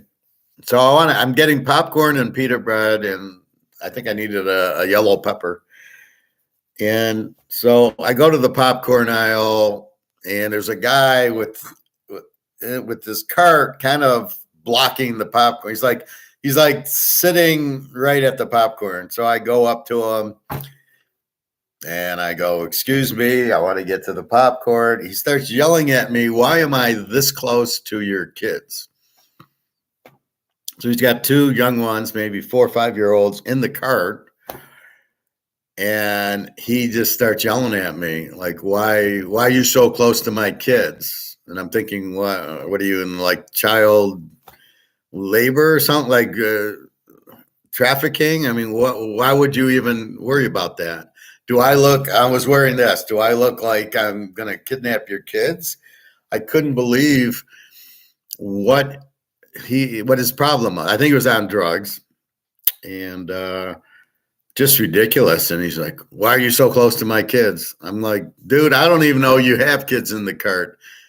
I am looking at the popcorn. You are in front of it. I said, excuse me. And all you said is, why am I this close to your kids? I don't know. I'm in a grocery store. My cart, I'm trying to get to the popcorn. You're just standing there. You're not even shopping. I think his wife or girlfriend is doing shopping on the other side of the aisle. Well, why aren't you on the other side of the aisle with your wife, or girlfriend? So he's drilling me, and he starts swearing at me. Why are you so close to my kids? And I'm just absolutely laughing. I'm like, and I'm staying stoic. I'm like, I said, excuse you. You didn't move. Go fuck off. I grabbed the popcorn and I went to the veggies and got my pepper and stuff. And I feel sorry for the guy. He's obviously out of his fucking mind. And for him to start swearing, F this and F that, I was really taken back a little bit. Like, now you got to understand the professor. When I get in a confrontational situation, I fight. I don't walk away. I usually go, fuck off. Why are you yelling? What's wrong with you? But I'll get him mentally. I'll go, what's wrong with you? Why are you? We're in a grocery store. You're blocking the popcorn. I said, excuse me. I want to get to the popcorn. What are you standing there for? Obviously, people are going to need to get to the shelves to grab the food, and you're blocking it. Why aren't you reading the play? I'm coming on this side. Why don't you get the fuck over? Like, that's what I do when I see people in the pool, for example. If I'm running on the lane and people are there, I get out of the way, right? I read the play and I go, I better move over. They're coming. So he's just sitting there. Why didn't you say excuse me? I go, I did say excuse me. It's kind of loud. It's a grocery store. It's New Year's Eve almost. And then I basically said, he's swearing at me. And I just kept stoic, and I just reached down and grabbed my popcorn, put it in my bag, and moved on, and kind of just said, you're out of your mind. You're out of your fucking mind, is what I said. And I just kind of laughed like, dude, you need therapy. If you've got two kids in the car, why are you worried about that I'm close to your kids? I've never, ever heard that before. Now, if I didn't have a cart, maybe I would worry about it, but this is a pretty nice neighborhood where I live, and I'm dressed like this. I don't think I look like, Jack the Ripper, and I'm saying excuse me, and I want to get the popcorn. I'm hardly the type of what am I going to kidnap your kids? I'm going to hit your kids? Are you out of your fucking mind? So I didn't understand his whole point of view. And then you're swearing at me, and then I'm like, I was going to say, are you on drugs? Like, you need a lot of help, fella. Okay, I don't know, but you better get help. If you see a guy like me and you're worried that I'm going to take your kids, and your kids are in the cart, and I got a cart, and I'm trying to get my cart in front of the popcorn. It's a grocery store. You don't stand there with your cart when people are walking at you. You get the fuck out of the way. I got to say, excuse me, and he swears at me. So a very stoic lesson there. You just kind of really understand the situation. The guy's out of his fucking mind. And I just kind of took the popcorn and just kept walking, and he's still swearing at me, and I'm just shaking my head. It was a Bobby moment. It was like, shake my head. Who the fuck is this guy? He's obviously got many problems. See, so I read that he's got problems. He's swearing at me in a grocery store because I'm grabbing popcorn. I mean, it really, this is your problem, right? So you just don't know. I should coach. Okay. Nothing for something. Welcome to the class. A lot of people act like they are the only people in the store. Well, I think you have to read the scenario. Do I look like somebody that's going to hurt your kids? Am I even close to your kids? My cart, what the carts are, what 4 feet? So I'm 4 feet away from them because I'm holding my cart. It's not like I'm not in a cart or I look dangerous. And what am I going to do with your kids? I'm going to grab your little 4-year-old kids. What the fuck? So I don't under he doesn't understand the situation. Do I look like I'm going to give you trouble? Come on. I don't think I look like that type of person that's going to give you trouble. Um, why am I so close to your kids? He said it like 4 times, and I looked at him like, what are you talking about? I didn't even know you had kids in the cart. I'm not even looking at you. I'm looking, where's the popcorn? Oh, here's the chips. Okay, and I get the popcorn that I make in the pan. So I put my olive oil in, I heat it up, I put my popcorn kernels, they pop. So I was getting one of those. So I'm like, I the furthest thing in my mind is that there's even a guy there and he's got kids. All I was thinking is, get the fuck out of my way. But I was nice. I said, excuse me. But he's not even shopping. His wife is over at the cereal grabbing stuff. Why aren't you over here with her? Why are you just standing there? So everybody needs to go around you and you worry that you have kids. Have you never been to a grocery store before? I just find that to be really good. Teaches kids how to bet football. Well, that believe me, I was not going to bring up gold and silver to that guy. I hope he starves. Um, but yeah, I mean, you don't know who I am, but you immediately go that I'm Jack the Ripper. I'm gonna what? What am I gonna do to your kids, right? And first of all, I'm 4 feet away in my cart, and you're blocking my popcorn, and I'm saying, "Excuse me." No need to start saying the F word on me 3 or 4 times. And why am I so close to your kids? What do you? I don't even know you have kids in the cart. I am not looking at your cart. I don't care what you shop. I come for my veggies. I come for some popcorn and my pita bread. That's what I come for. That's it. And I think I grabbed a pop just for the holidays. Instead of champagne, I'll drink a Diet Pepsi or whatever. But I mean, I don't know you have kids. And what would my motive be? I'm shopping. I'm trying to get popcorn. This is a grocery store. People grab food, put it in their cart. So I thought it was really unusual. And then his swearing, and he kept asking, "Why am I so close to his kids?" And I'm thinking, it reminds me of my Alabama story with the girl. So I like the girl. Um, Cincinnati's in the Super Bowl. She's from Cincinnati. I says, look, I bet. I showed her my Teaserking. I said, look, I got $1,500 on Cincinnati. If they win, I'll give you $100. You're from Cincinnati. I like you. This so you can go celebrate, have a nice meal on me, But this way, you feel the bet. If the bet wins, you'll get $100. And I said, but if it loses, you don't owe me anything. I'm not trying to proposition you to bet. I'm just saying if it wins, then we'll be happy, and then I'll give you 100. She then thinks I'm propositioning sex for her, and she goes to tell HR, and I look at HR like girls on from Mars. I didn't bring that up. Why would she think that? Unless she's a prostitute. If you're a girl and I say, look, I know you like the Bears, and I bet the Bears, and if the Bears win, I'll give you 100. At what point does sex enter into the conversation? When it doesn't, at what point does your mind go, he's propositioning sex from me? At what point does that, and what type of girl would think that? Maybe a prostitute. Otherwise, a normal girl is not thinking money for sex. And I would probably say, look, I really like you. Let's have sex. I'll give you how much? I wouldn't assume 100.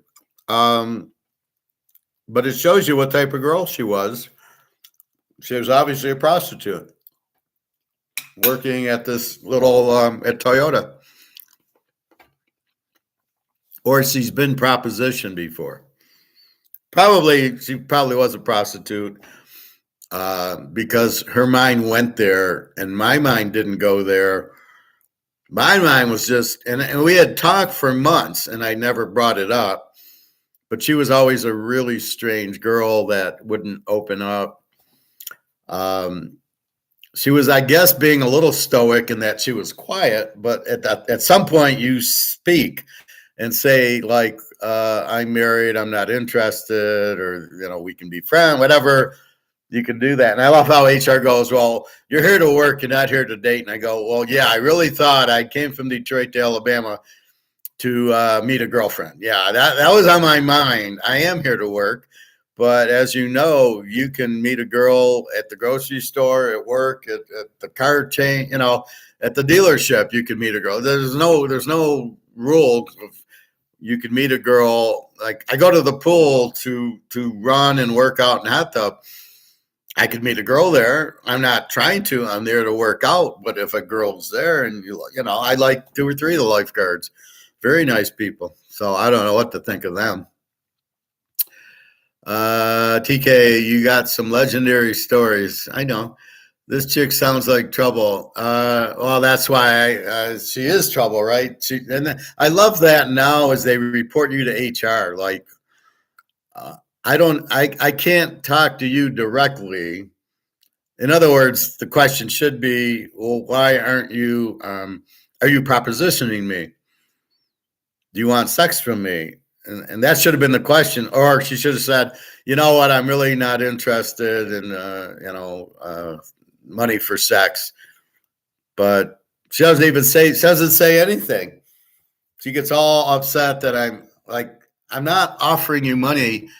I'm a professional gambler, handicapper. I bet on sports, but a lot of the times, and I do it with Jenna, and I'll do it with Daria. If the bet wins, I'll give you $100, but I'm betting 1,500. That's normal for me. I do that a lot. That's just a superstition that if I do that, I'll win, and that's exactly what I want to do. This is the Rams Cincinnati Super Bowl. So I'm sitting there just trying to really understand where is she getting this from? And then I love HR starts talking to me, and did you proposition her? And I laughed my ass off. I says, what are you talking about? The words "let's have sex" never came out of my mouth, and it wouldn't have been a football bet.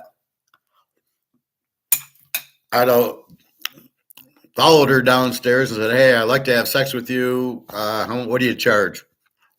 But you don't do that at work, so it doesn't go anywhere.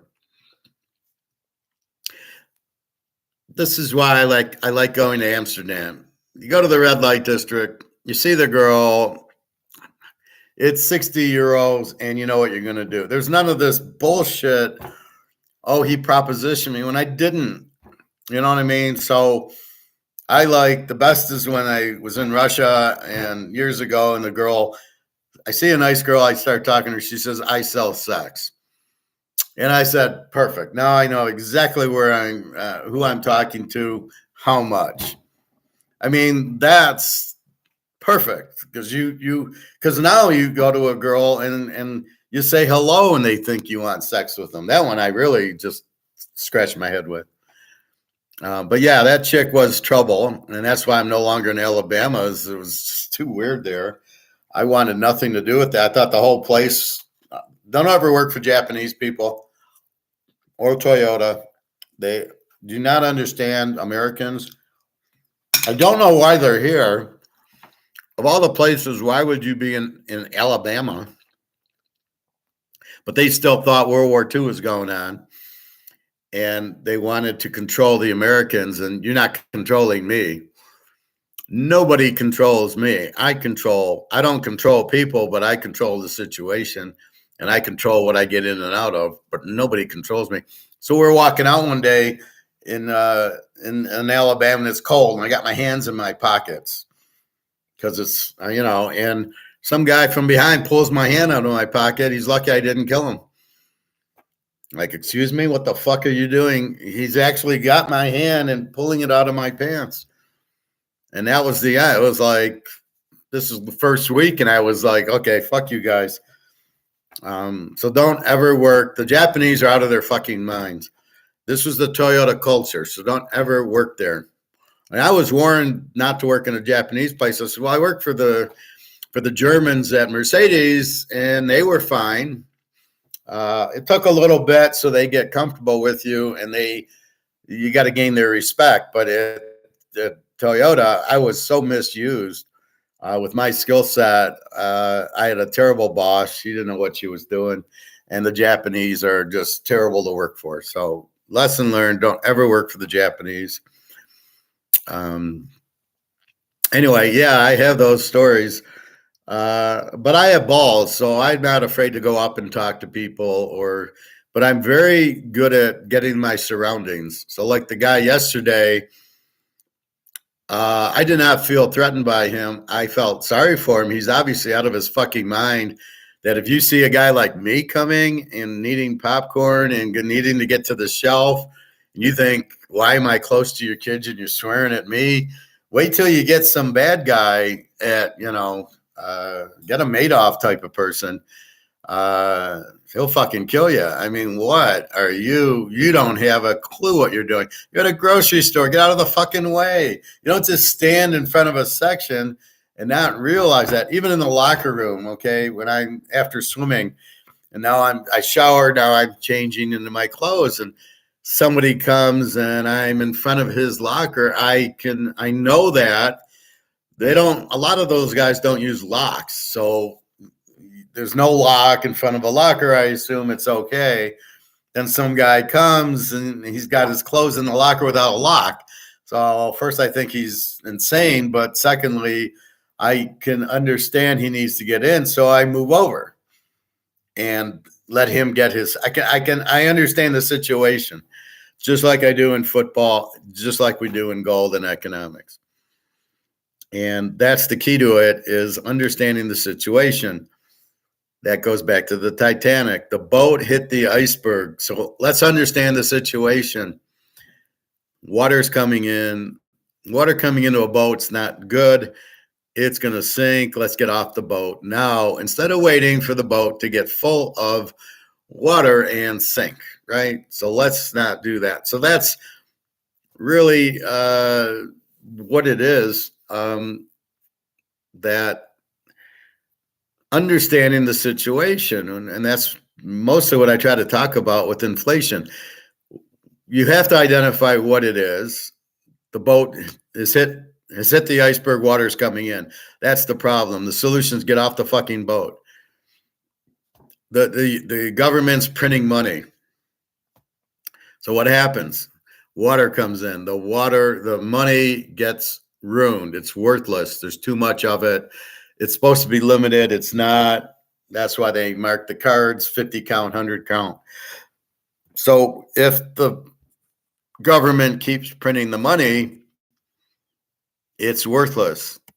We get off the boat, and the only way out is gold and silver. Normally, you buy euros, you buy Swiss francs, but for some reason, every country is ruining their dollars, which, if we analyze it, comes back to George Soros, because it makes no sense. Switzerland is not stupid. Why are they printing money to zero? Why is the euro printing to zero? The British pound? Why are the Japanese and the Chinese and the Russians printing to zero? It makes no sense that they're all printing to zero. Yet Putin and the Chinese buy a lot of gold. Okay, so if you know, maybe what they're doing is printing the money to buy gold, which is what I think Russia and China are doing. So they see what's going on, and they really are just sitting back, letting the U.S. collapse, because they know when they print the money, it goes to zero. They know the Titanic, right?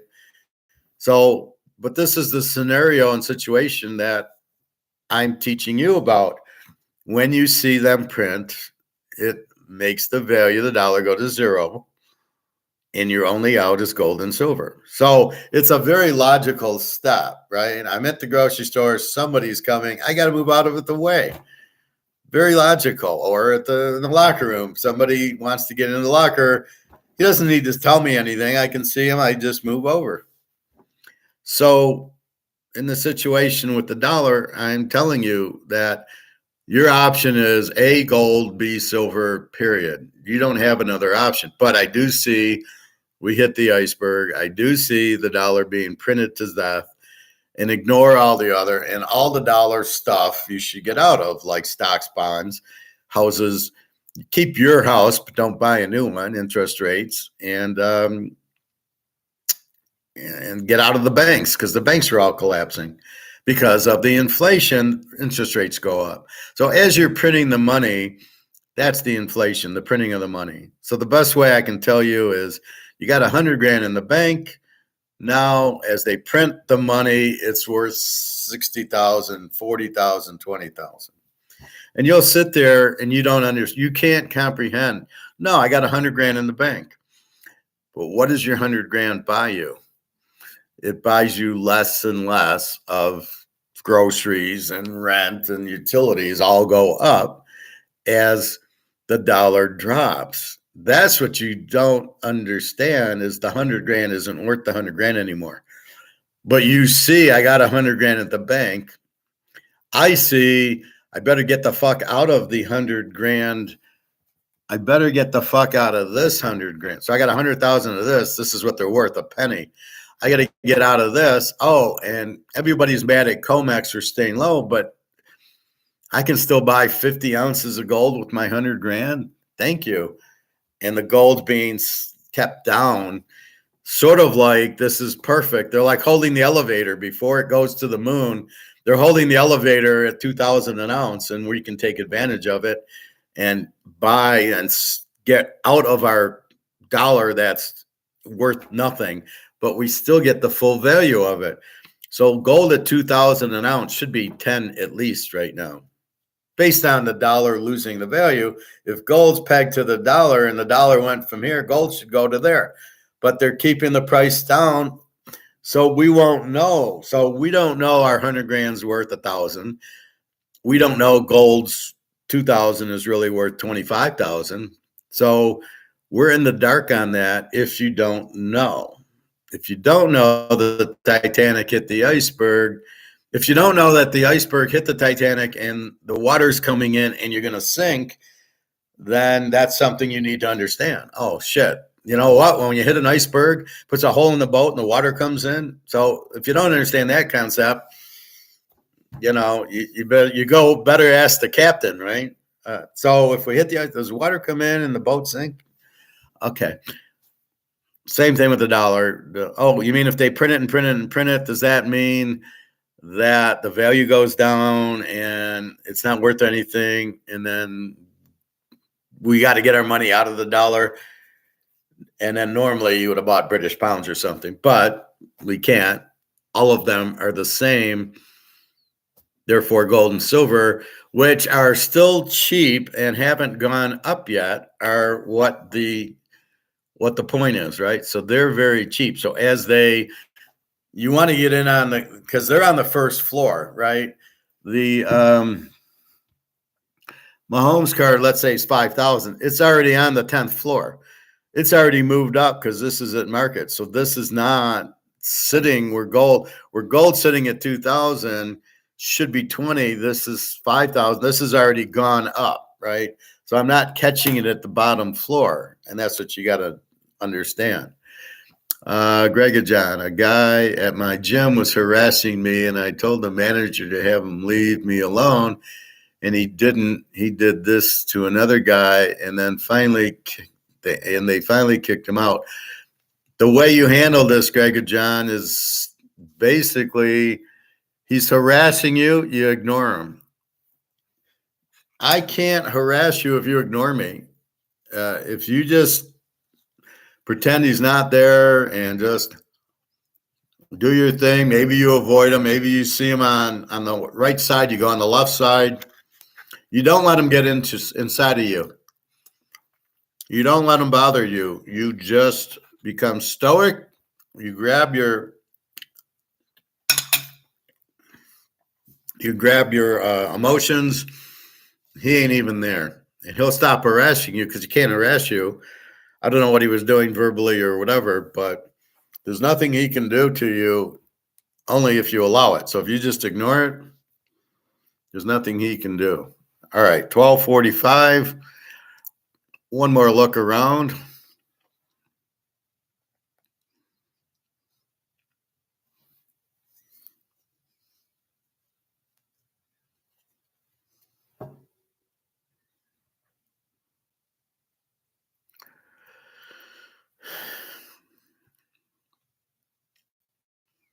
I think we're pretty much set. Miami, Baltimore. These have already been inactive. So let's go to the lines. Well, let's go to Cincinnati. That's really the one I'm interested. New Orleans.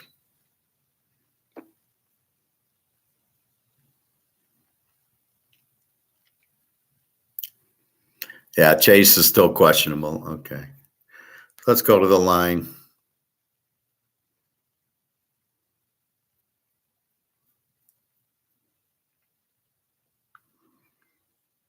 So our last minute line on our 1:00 games, Baltimore 346.5. Hasn't moved. Buffalo 14.5, 40.5. The Bears 2.5, 38.5. Houston 4.5, 44.5. Indy 3.5, 42.5. Jacksonville 3.5, 37.5. The Rams 6.5, 43.5. Philly 12.5, 48. Tampa 2.5, 42. 49ers 14, 48.5. Seattle 4.5, 40.5. KC 6.5, 45.5. Denver 3, 37.5. And Mini 1.5, 43. So I didn't see any change. Anyway, so being stoic, the guy at the grocery store wasn't stoic. The girl at Toyota wasn't stoic. I'm stoic. On the other hand, at the pool, I was pretty stoic yesterday. I didn't really let the guy bother me. I just looked at him like he was out of his fucking mind. I didn't really get into, I don't even know you have kids. I'm not looking at your kids. I'm looking at the popcorn. But I didn't even go there. I said, excuse me, because he didn't move. Like, do you realize you're at a grocery store and people go to the shelves to grab food? So kind of let it, but I didn't let him bother me. I just got my popcorn, walked to the end of the aisle, went to the produce. That's it. That's what you got to do, Greg and Judd. You can't let these people bother you. You just simply go on about your day. And that's the thing with that's a lot of the stuff that the press does. It's Trump this or COVID this. I don't even listen to it. I don't give a fuck. It doesn't matter who the president is. It's all run by the mafia. I get it. It's all run by the banks, which are run by the mafia. JP Morgan commits all these crimes, and all he does is get fines. I mean, it's just ridiculous. So that's really what you try to do is just, if it's not important, I don't even pay attention to it. So I would not have paid attention to the guy at the gym. I don't complain. Even at work, I never complained about the girl. I didn't complain about my boss. I thought she was an idiot. She did not know how to manage. She had another guy tell me what my job was supposed to, work on these 3 departments. And I looked at her like, why aren't you telling me this? You're the boss. What the fuck? Oh, you don't like me because I'm white? She wasn't white. I mean, it's like, what the fuck did you hire me for? So I didn't understand why you're hiring me. I'm from Detroit, so you're already displacing me. You want me here or not, I don't understand. I had good interviews because I knew what I could read. I get hired a lot because I read the situation.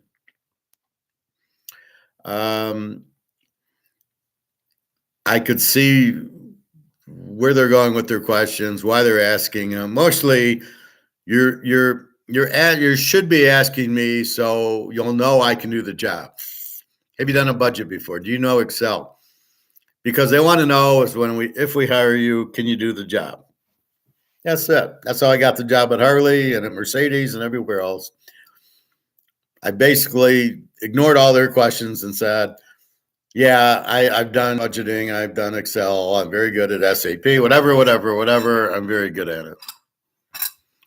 And then they were like, that's all they care about. So the question in an interview is, why are they interviewing you? Is to see, can you do the job? They want to know is if I hire Howard, put him behind a desk, can he do the job for me? And that's really the question. That's really what the question is. Can I do the job for you? If we hire, that's really what the interview should be. Saying I'm not here to date is the stupidest thing. Well, I go to the grocery store and I meet a girl and we start dating. Well, I went to get groceries, but on the other hand, if the opportunity is there and you can read this girl likes you and she smiles at you, you're not going to pass that up either, because it's nice to have, a girl you can go out with and enjoy. So what's wrong? I don't get what's wrong with it. Nor was that the prime reason you went to the grocery store.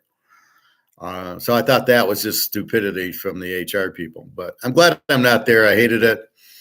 They didn't know how to treat you. They didn't know how to talk to you. I never understood my boss. Never thought she was a manager. I thought she was an idiot. They asked me once, like, what do you think of your manager? And I said, I have no idea. She doesn't impress me at all. She doesn't lead. She doesn't manage. She might be intelligent. I have no idea, because she never works with me and never explains anything to me. And you got to be careful on relocation. Like, I went from Michigan to Alabama. You can go from Michigan to Florida if you've been to Florida, or because there's more Northerners there. New Yorkers, Detroiters go to live in Florida, or you go to Vegas, where I know that city. But to go to Alabama, my vision of Alabama was my cousin Vinny, fucking Bama, and they all screw each other, and it's just Herman Munster. It's just a real rural bunch of idiots there.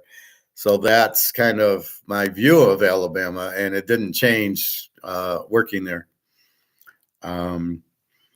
Anyway, your brother lived in Alabama? Okay. I see it's lived, not lives, but I'm sure he had the same idea. Once you're from Michigan, it's like dating Russian girls, and then you date an American girl. They're so much classier and prettier and nicer than the American girl. So you date a Russian girl, it's very hard to go back to an American girl. You can see the girl in Alabama. Oh, he was going to give me $100 if the team won. So obviously that meant he wanted sex. If I did that in Russia, if I said to Jenna or Daria, well, we got to bet on the game, and if it wins, I'll share it with you. I give Jenna gold. She loves it. She doesn't assume it's for sex.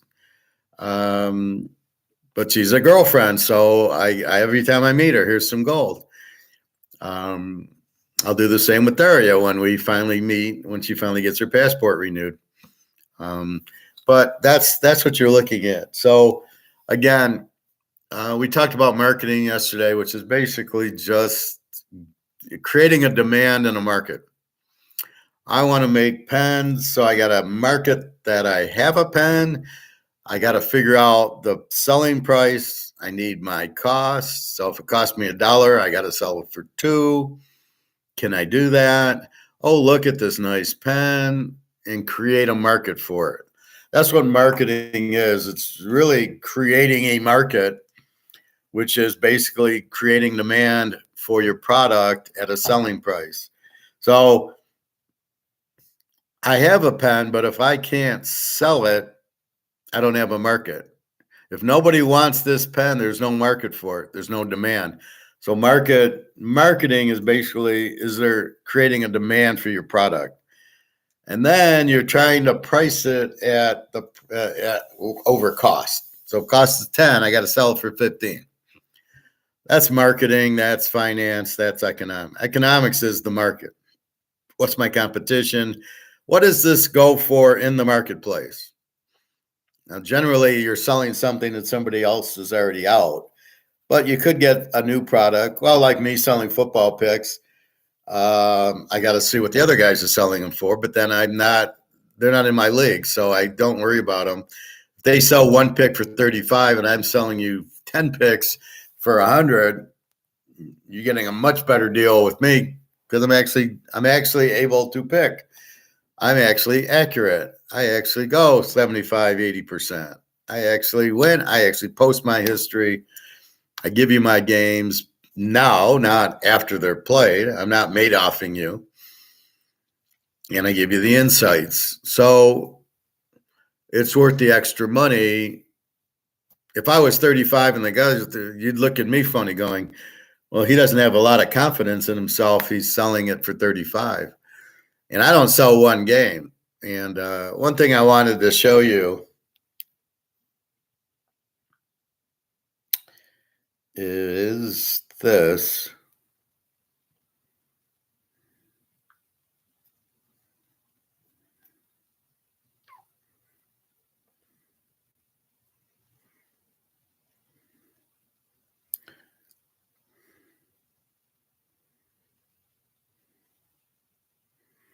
Well, it might not be in my vacations. Hold on. Here.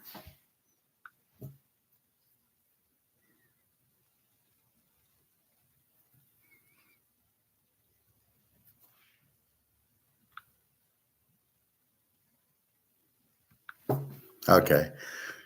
So here's how I bet. Here's 4 betting slips, right? So I got the Eagles and the Steelers, the Patriots and the Broncos, the Patriots and the Jets, the Packers over with Florida State. So you can see I played the Patriots in 2 teasers, right? You can see that. So you can see this is how I bet. When I see a game like New England, I bet it twice. Then we come here, and I got 4 more tickets. Michigan State, Florida State, New England again with Philly, UCLA, Florida State. So we got Florida State again, and then I got Florida State, UCLA, and Michigan State. So I played Florida State multiple times. I got New England multiple times. This is when Brady was there. Then we look at more tickets, 7, 8, 9, 10 teasers, right? And they all won. And in one, I've got Pittsburgh, the Jets, Denver, UCLA, Iowa, Florida State, the Eagles, the Patriots, Seattle, South Carolina, Michigan State. This was my exotic one. It was a 1, 2, 3, 4, 5, 6, 7, 8, 9, 10. This is an 11-teamer. So I hit my 11-teamer here. But then what do? I take my best 7 and I play them in a 7-team teaser. So I got Philly, Denver, UCLA again, Florida State again, New England, Seattle, Michigan State again. Then over here, I've got a 10-team teaser, and they all win. Pitt, the Jets, Denver, Seattle, Michigan State, Philadelphia, New England again, 49ers, UCLA, Florida State again. That wins. And then I come down to a 9-team teaser. Pittsburgh, the Jets, the Broncos, UCLA, Florida State, Philly, New England, Seattle, Michigan State, and that one wins. That was a 9-teamer. Well, the point I'm making is when I see a good game, i.e. Florida State, Michigan State, UCLA, New England, Denver, I play it again and again. And if I get them all bunched like I have this week, I'll play a 10, 11-team teaser. But I love all 11 teams, and they won. The 11-team won, the 10-team won, the 9-team won, the 7-team won. And I still have them in 2- and 3-team teaser bets. So the moral of the story is if I like Philly over today. It's played in multiple teasers. So the point is when you buy from me my picks, you're not getting the normal guy who gives you the pick and that's it. You're getting the picks that must be 1:00. Everybody's going to watch. You're getting the picks as they are. You're getting the bets I make. And I see a game like Philly, I don't bet it once, I bet it 2 or 3 times. That's the difference. That's what I'm looking for when I see a good bet. So I analyze the bet and then I see it and then I bet it. That's what I'm doing with gold and silver. I analyze what's happening and I see it. And then instead of buying 1 ounce of gold, I get 50 ounces of gold. I keep buying it and buying it because I know it's a good bet. It's a good thing to do. It's a smart thing to do. So I keep doing it over and over and over. Like eating, I don't eat the sugar. I don't eat the carbs, a little bit here and there. I go swimming every day. It's the same thing. I go for that. I probably should run to the pool. They're open till 1:30, but I think I'll go tomorrow.